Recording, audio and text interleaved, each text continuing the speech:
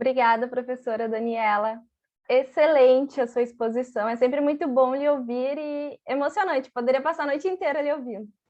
Bem, então, para seguir, a próxima palestrante da noite vai ser a doutora Betânia Uber, que é médica especialista em ginecologia e obstetrícia pelo Conselho Federal em Medicina e mestre pela URGS. A professora irá discorrer, então, sobre gravidez na adolescência. Professora, ele passa a palavra.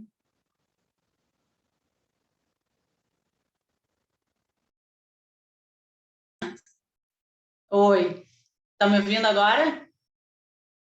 Tudo bom? Boa noite, obrigada pelo convite. Só uma correção, Bárbara, eu não sou professora, tá? E eu vou entrar então já no gancho da Daniela, que ela estava falando bastante sobre a responsabilidade dos pais sobre as crianças e os adolescentes. E eu entro com esse assunto sobre gravidez na adolescência, né? Contracepção e gravidez na adolescência. Bom, eu vou talvez chover um pouquinho no molhado, dar um número um pouquinho impactante que eu também fui dar uma revisada e que eu também não sabia. De cada 6 nascimentos que a gente tem no Brasil, 1 é de uma gestação adolescente, tá?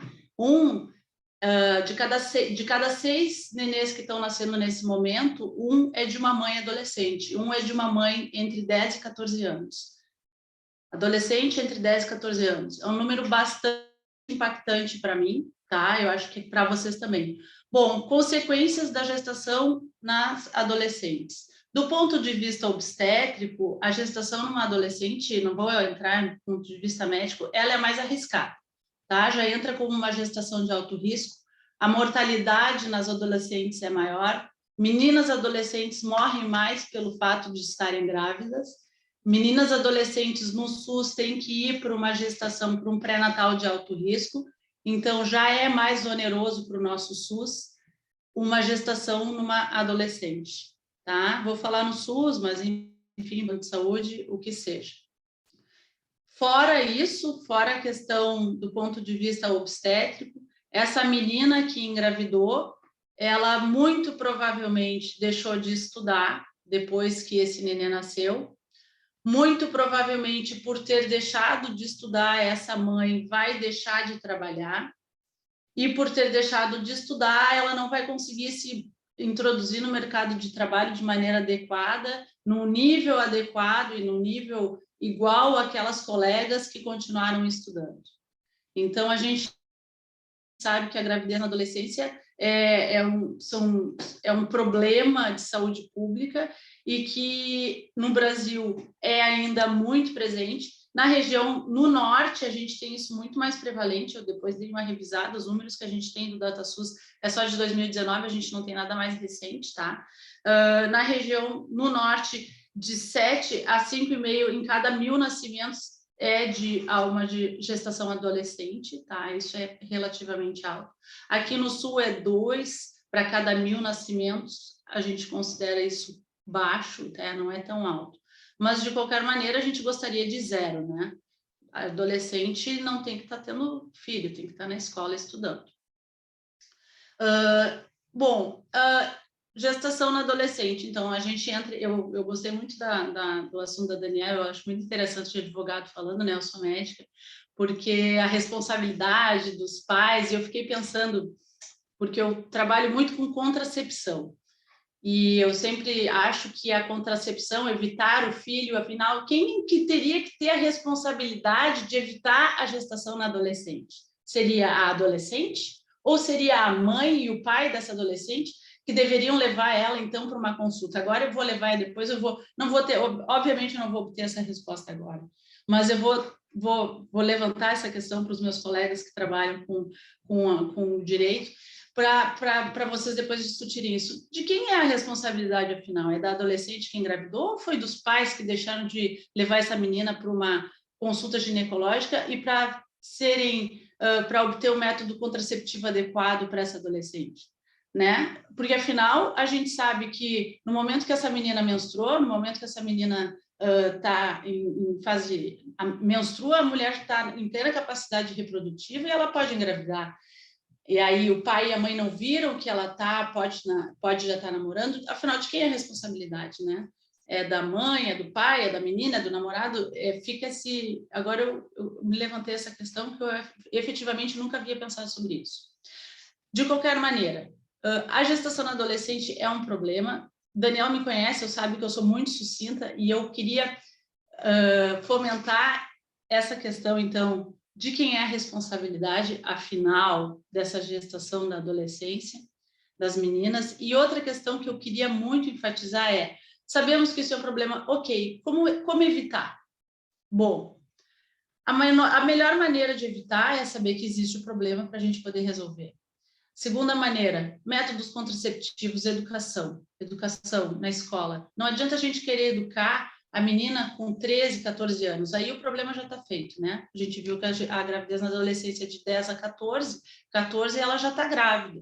A gente tem que fazer isso antes da menina menstruar. A média que a menina menstrua no Brasil é 11, 12 anos. Então, o ideal é que a gente dê uma educação sexual antes, que a gente consiga prevenir a gestação, ensine métodos contraceptivos antes desses adolescentes se exporem ao risco de terem uma gestação indesejada.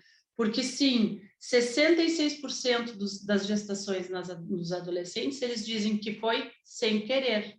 Eles não sabiam que, efetivamente, aquilo ali poderia engravidar. Sabiam, mas não sabiam.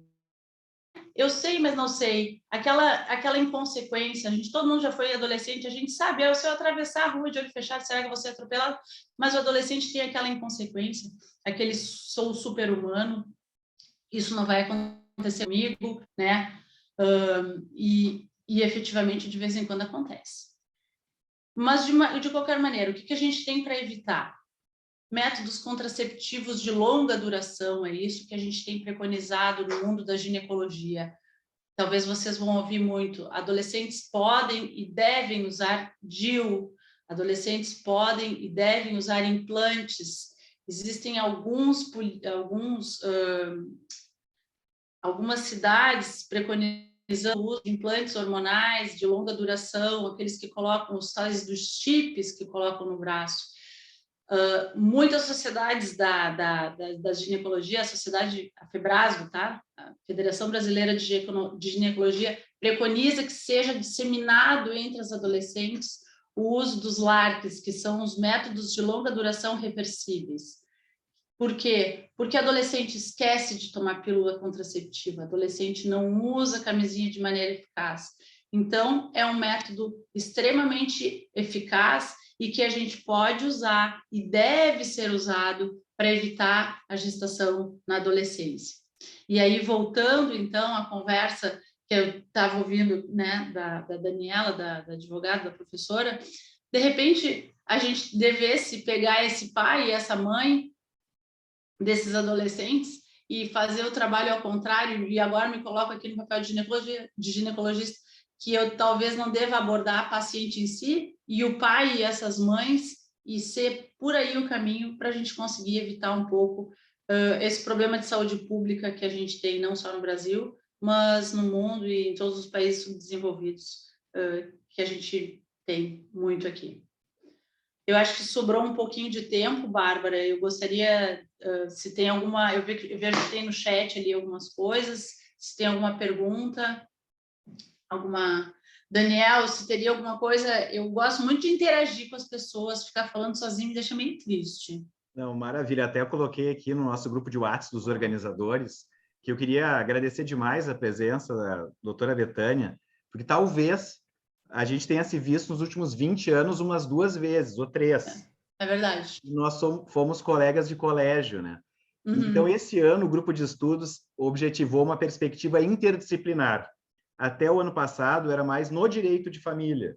E agora a gente está recebendo médicos, psicólogos e administradores para agregar esse conhecimento super necessário para nós do direito.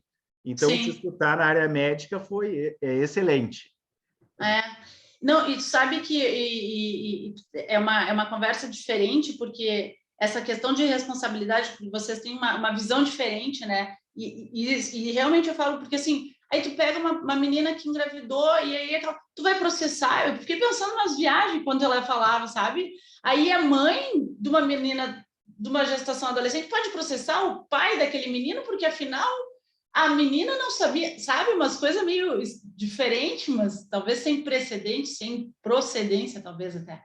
Mas, enfim, o que eu queria muito enfatizar é que a gente tem métodos contraceptivos de longa duração, que para vocês, né? Ah, DIU, e é uma pergunta boba. Meninas novinhas, a menina nunca engravidou, bota DIU, deve botar DIU. Não tem problema nenhum, dura 10 anos, ela pode ficar usando, não vai engravidar, não vai ter mais problema para isso. Então, a gente não vai ter essas gravidezes, inclusive, é muito interessante, porque a menina que tem uma gravidez na adolescência, ela tem outro filho, né? Ela não tem só um. Ela tem aquele filho na adolescência e ela depois, aos 17, tem outro. A reincidência é alta.